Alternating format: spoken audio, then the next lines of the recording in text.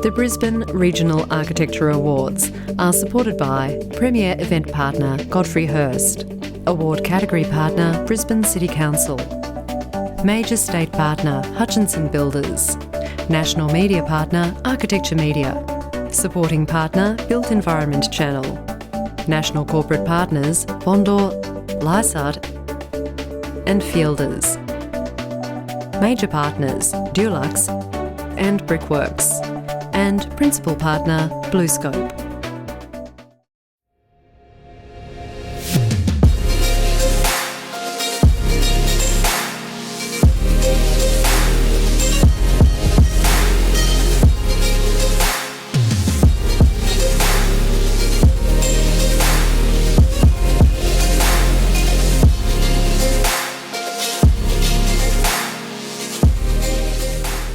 Hello and welcome.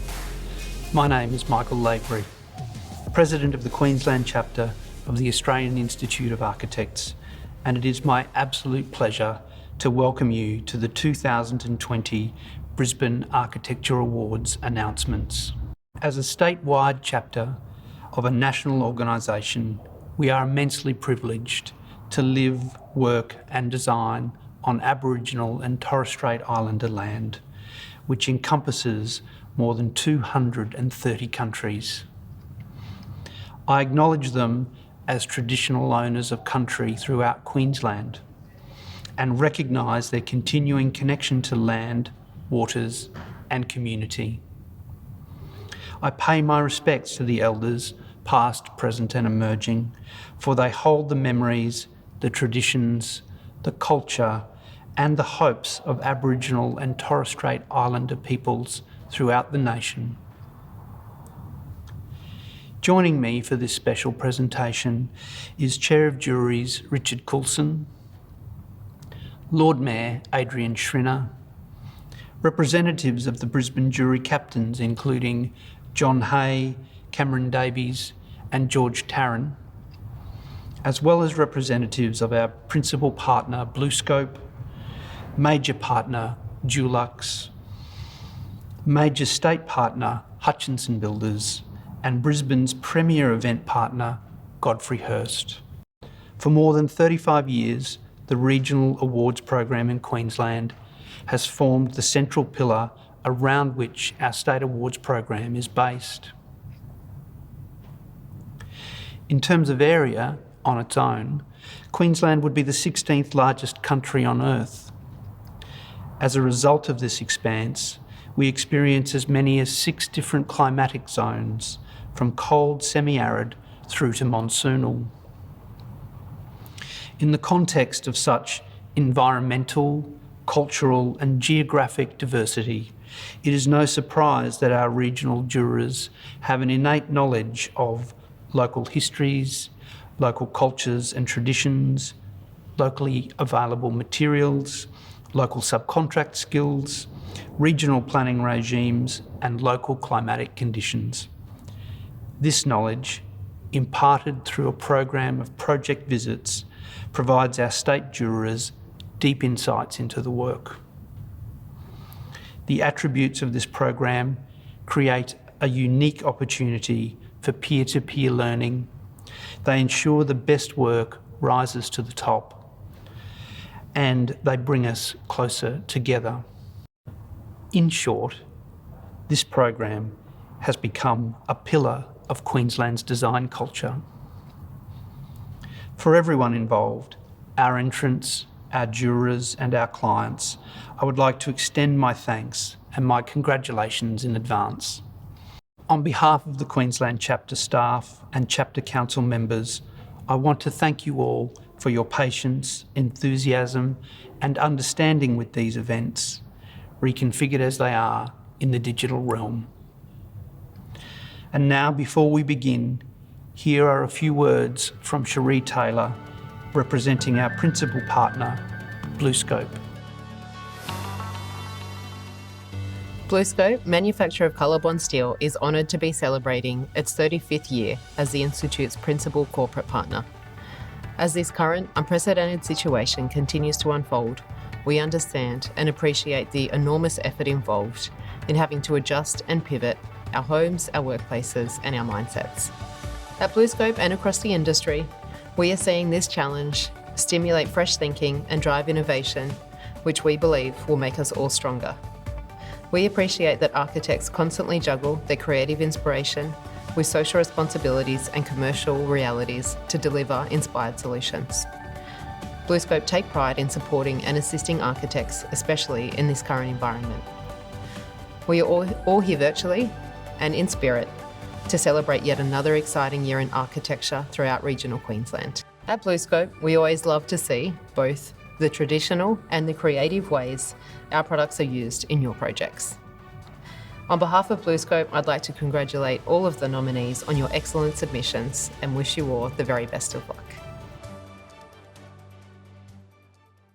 And now I'd like to introduce Alison Sace and Damien Morrison, representatives of major partner Dulux. Hello everyone, and on behalf of Dulux, we'd like to offer our congratulations to all those who entered the 2020 Queensland Architecture Awards program. The awards are a highlight of our year, where we get the privilege to immerse ourselves in so many examples of your fantastic work. During this time, we often reflect on the incredible impact architecture and design has on the broader community, and our small part in helping to bring the amazing work to life. At Dulux, we place a strong focus on ensuring that we provide continuing support to the profession, and we are delighted to be part of the digital award celebrations as we overcome the challenges of COVID-19 together. Best of luck to all the entrants. With such a high calibre of entries this year, the jurors definitely had their work cut out for them. I'd now like to introduce Scott Hutchinson of Hutchinson Builders, major state partner. Scott, over to you. Thanks for listening during these strange times. Congratulations to all the entrants who've taken the time to display your great work. Good luck to everybody and keep doing and displaying the essential work that you're performing. Thank you. And now I'd like to hand over to our Queensland Chair of Juries, Richard Coulson. Thank you, Michael, and good evening, everyone. I'd be lying if I said this is how I expected to be presenting the 2020 Architecture Awards when I was appointed as Chair of Juries. I would like to extend a sincere thank you to all for attending and embracing the awards in this new format.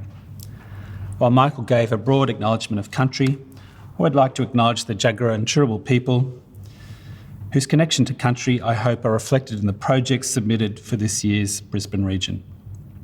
It's been an enlightening process, that's for sure. But here in Brisbane, we are fortunate that our regional jurors were able to visit all but one entry and conduct their face-to-face judging prior to the inevitable closures forced by COVID-19. I'd like to thank and acknowledge the time, energy and dedication that the Brisbane jury has contributed to the awards program. It's a long list. In commercial architecture, the jury captain was Ed Haysom with George Hazel and Sam Weller.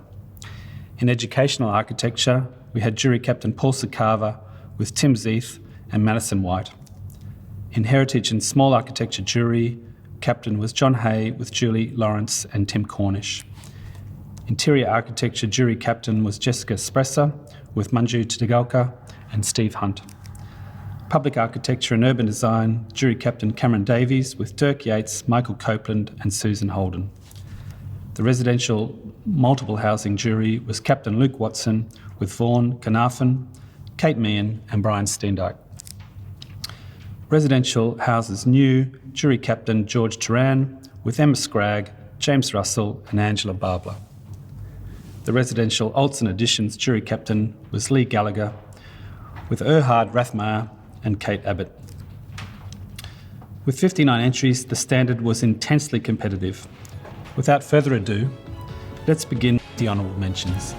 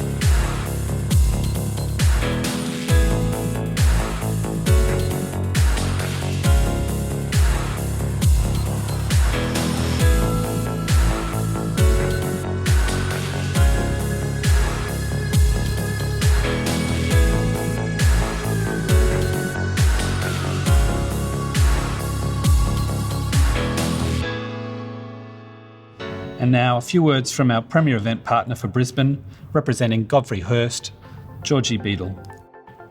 GH Commercial would like to thank and acknowledge the Australian Institute of Architects for proceeding with the awards in these unprecedented times of COVID-19. Sometimes when things seem to be falling apart, they may actually be falling into place. Stay positive and keep your creative minds flowing. Bring us more exciting projects for our new look future. Through thinking outside of the box, many great people have come together to bring this awards program in its current format, to celebrate the extraordinary work that you, our architects, have created and brought to the built environment of Queensland. Congratulations to each of the entrants. Your visionary work enables your clients and the greater public the opportunity to interact and enhance their lives through design excellence. Through your work, you create spaces that allow the users to feel connected, which is important now more than ever. Be it the turtles or science centres that they visit, the offices and city halls that they work in, the schools that we educate our future in, the houses they live in, or the community gardens they tend. Thank you for leaving us inspired. From all of us at GH Commercial, we wish you all the best of luck and congratulations. As the leading flooring solutions provider, our team look forward to working in design collaboration with all of you in the future projects of 2021. I'll leave you with the words of one of your own. If you weren't an optimist, it would be impossible to be an architect. Norman Foster. Thanks for that, Georgie. And now to the projects that have been shortlisted to go through the Queensland State Awards. The first state shortlisted project is the Camp Hill Marketplace by Arkfield. This project extends a previously designed retail space which is at the beginning of an extension to an older centre. The result is a very pleasant series of spaces that have been very well accepted and well used by the local community. The next state shortlisted project is the Fantuzzo by SJB. The building's facade has been treated as an exercise in pattern-making geometry that mimics the bridge trusses while also referencing the cliff face. The design approach is largely successful in addressing so many competing constraints that required simultaneous resolution. I'd now like to hand over to John Hay, our Brisbane Jury Captain for Heritage and Small Architecture. John, over to you. Thanks, Richard. Hi, John Hay here. This year I had the honour and pleasure of leading the judging panel for the separate categories of Heritage and Small Architecture within the Brisbane region of the Australian Institute of Architects Queensland chapter. I would like to express a sincere thanks to my fellow judges Julie Lawrence and Tim Cornish as we work together visiting some amazing projects within the two categories. We were very fortunate to have visited in person each of the projects before the COVID-19 shutdown, and it was great to be able to speak to each passionate architect about their project submitted and in particular their design philosophies within each project. There was a great diversity amongst the projects within each category, and it was amazing to see the high calibre of work presented. Unfortunately, not all projects were honoured with an award, but all projects should be honoured for entering the awards program this year. Thank you to the Institute for the opportunity to be a judge in this year's awards program, and stay safe, everyone. Thank you, and keep washing your hands. Thanks, John. The next state shortlisted project is Adderton, House and Heart of Mercy by Wilson Architects. The adaptive reuse of Adderton transformed the former convent into a gallery for contemporary art. Sensitive enclosure of the courtyard space has provided a link to the gallery whilst providing useful undercover functional space. The next state shortlisted project is Barden House by Nielsen Jenkins. Barden House is a suburban modernist home whose robust plan frames views to Mount Cootha and the city. The restrained response from architect and client ensures the house's ongoing occupation and enjoyment. The next state shortlisted project is Gossip Gowns by Red Dog Architects.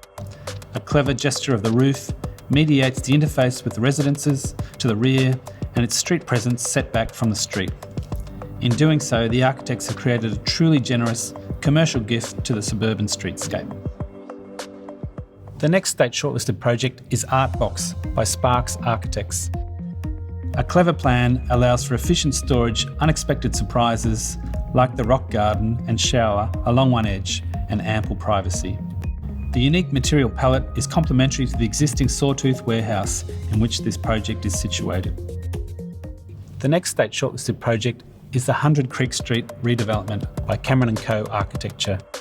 The refurbishment of the lobby transforms a typically defensive environment into a permeable and publicly accessible ground plane. Valuing the original building fabric, a material strategy of exposure was deftly undertaken, removing the years and layers of previous refurbishments to expose the raw building elements. The next state shortlisted project is the Queensland University of Technology Peter Coldrake Education Precinct by Wilson Architects and Henning Larsen Architects, Architects in Association. The spatial qualities of this project were of particular value, in which social, multifunctional spaces are given high priority. An efficient plan and the use of warm but robust material palette were also taken into consideration. The next state shortlisted project is the Department of Industry, Innovation and Science Office Fit Out by Cameron & Architecture.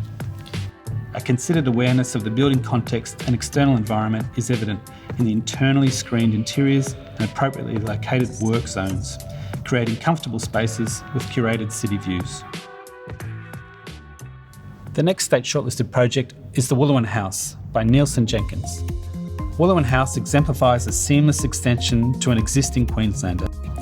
The project demonstrates high spatial awareness in the horizontal and vertical planes, opening and blurring the boundaries between internal and external, while holding and gathering occupants within the planning, providing privacy and protection. The next state shortlisted project is JB's House by Red Dog Architect. JB's House is an example many Australian homeowners can refer to when considering how to breathe life into 1980-1990 spec homes. The key move was to utilise the internal garage to create a new living space connected to the garden. Cars are now accommodated in a carport close to the front boundary, freeing up the backyard for a young and active family to enjoy. I'd now like to introduce George Tarrant, who is our Brisbane jury captain for residential architecture, Houses New. Thanks, Richard, for the introduction. I've been a long-time member of the Institute and I've participated many times in the Regional Awards program, and I find it every time to be a very rewarding experience. Getting into what's arguably the best new buildings around town, having the architects present them with their design history, context, thoughts, inspirations, references, and we oftentimes learn a lot from these presentations. Our category for this year was residential new houses, and our group of 4 judges was Angela, Emma, James, and me. We spent 2 fantastic days visiting the houses, discussing them afterwards, aligning our thoughts, and also socially getting to know each other. And it was great to see how, despite our different backgrounds and ages, we pretty much agreed on everything. I'd like to thank you guys for the company inspiration for those couple of days. Of course, the entire process is dependent on the entrants, who spent a lot of time and effort preparing their submissions. And there's always the nerves involved when presenting your own work to peers and strangers. And I always appreciate this a lot. And I think it's a fantastic thing to be involved in for everybody. Thank you. Thanks for those words, George. The next state shortlisted project is Corumbia by Paul Butterworth Architect. Memories past and present are the cues for this house. Vernacular references to materials, climate, social rituals and landscape shape a central veranda, open to the elements, for gathering, cooking, and generally informal and comfortable being. The next state shortlisted project is J&J Residence by Hogg and Lamb. The monumental rammed earth wall anchors the space to the ground plane, while carefully considered apertures are carved out to pass through, inviting engagement with the unique material and offering a delicate display of light and shadow. The next state shortlisted project is the Barden House by Bly Graham Architects. The Barden House is a steep journey from the suburban street in the east up through indoor and outdoor rooms to the nesting space high on the hill. They have exploited this interstitial position by designing outdoor rooms at each level, allowing connection to site, orientation to north, and protected views back to the city prospect. The next state shortlisted project is Lucent by Plazabat Architects. Lucent is an impeccable example of subtropical architecture, reinforced by highly refined and intricate detailing. Around the perimeter of the building, a garden overflows from a floating concrete awning, with its perfectly considered scale creating spaces that are inviting yet grand. The next state shortlisted project is Trio on Amos by Refresh Design. Overcoming challenging site constraints to create light-filled yet private sanctuaries amongst the inner city, Trio on Amos is shaped by an innovative approach to provide accommodation for the missing middle. Internally, crafted spaces are both functional and delightful. The next state shortlisted project is Small Street Townhouses by Red Dog Architects. Responding to its suburban context near Bulimba's Oxford Street, the architectural response takes cues from the eclectic architectural fabric of neighbouring buildings. Clever internal planning and well-executed detailing provides a generous response to a subtropical climate and a joy for their residents. The next state shortlisted project is The Boatyard by BVN. The Boatyard sits upon the original Norman R. Wright and Sons shipbuilders site and celebrates the 100-year tradition now past. Historic cues are present throughout, with central linear courtyards inextricably tying this nautical-inspired dwelling to the shore. The next state shortlisted project is Barker Bulimba by Arkfield. The architecture uses a strong contrasting material palette to convey the sleek, streamlined nautical lines of a luxury riverina yacht. Well-considered site planning responds to constraints and context, firmly demonstrating a vibrant subtropical approach. I'd now like to introduce Cameron Davies, who is our Brisbane Jury Captain for Public Architecture and Urban Design. Cameron. Thank you, Richard. How fantastic it was to get to visit and hear firsthand about the wonderful work our Institute architects are doing here in Brisbane. Our jury this year really enjoyed what was probably some of the last face-to-face dialogue between practitioners before social distancing took effect. The urban design and public architecture categories especially mirror the way our society values culture, shared values, and our common ground.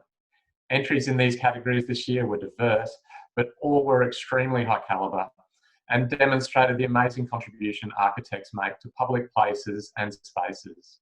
I'm looking forward to enjoying these projects again firsthand when we all get back together. Thanks for your time, Cameron. The next state shortlisted project is the Elizabeth Arcade by Arkfield. Elizabeth Arcade is reimagined as a genuine piece of subtropical urbanism. The project leverages the emerging typology of high-rise student accommodation to enhance permeability and achieve high-quality spaces at street level.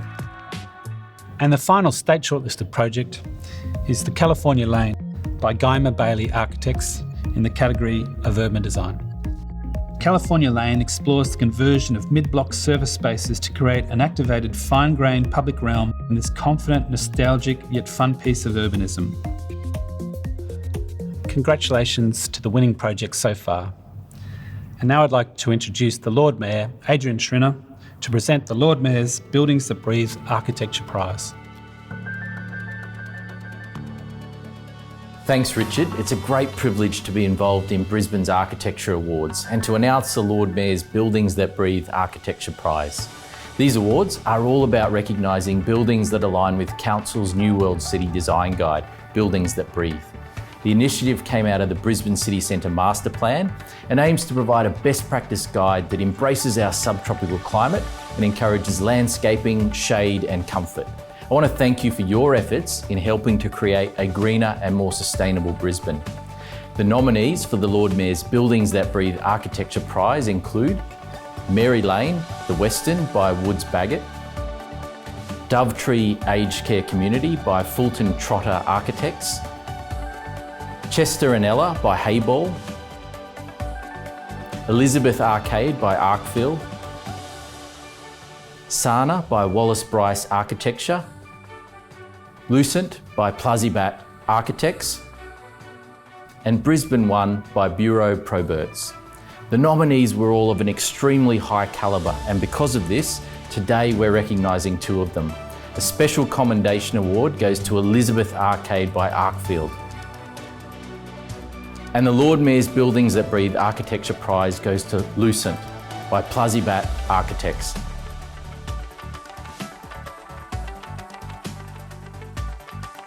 Congratulations to both of you and to all of this evening's nominees. You have done an outstanding job creating projects that contribute to making Brisbane a better place to live and work. Thank you very much. Congratulations to the shortlisted projects and, of course, to Lucent for taking out the Buildings That Breathe award. And now to what you've all been waiting for.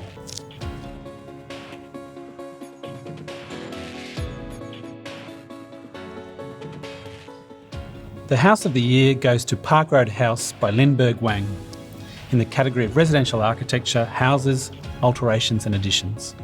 An elegant addition to a grand Queenslander skillfully connects the living areas on two sides to a renovated existing pool and tennis court and celebrates the indoor-outdoor connection. The subtle and respectful intervention enhance spatial planning, ventilation and light to existing and new rooms. Clever detailing is refreshingly minimalist and contemporary, yet sympathetic to the existing. And the John Dalton Building of the Year goes to the Queensland University of Technology Peter Coldrake Education Precinct by Wilson Architects and Henning Larsen Architects, Architects in Association. Well-considered placement of the new Peter Coldrake Education Precinct carefully integrates this substantial complex into the difficult steep site. The planning establishes new connections and strengthens the existing pedestrian links. There is a diversity of spaces for the occupants to experience, from large flexible rooms to a range of more intimate places to work and study, many with physical or visual links to landscape. The pleasure one experiences using the building is heightened by the wonderfully generous garden space that's created by the connection to the existing library building. The integration of substantial sustainability initiatives is to be commended. Congratulations to all projects and entrants. It's been wonderful to be with you this evening presenting our Brisbane Architecture Awards. Thank you for making it all the way to the end, but I think it's been worth it. I'd now like to hand over to Michael Avery for one last time. Michael, over to you. Thank you, Richard. Before we conclude this event, I would like to acknowledge the hard work and dedication of our Institute staff in what has been a challenging time. Outside of the awards program, the business of advocacy and member support has never been more relevant, and the staff are working hard every day in these important areas. The message from them to us is to be safe, stay strong, and that they are here for us. I would again like to thank our valued partners and sponsors for their commitment to us. I also want to acknowledge the support of our clients, thank our entrants, and congratulate all of our winners. Please stay tuned for a webinar series which will feature our regional award winners, and I look forward to the possibility that we might be sharing a State Awards event together later in the year. Thank you.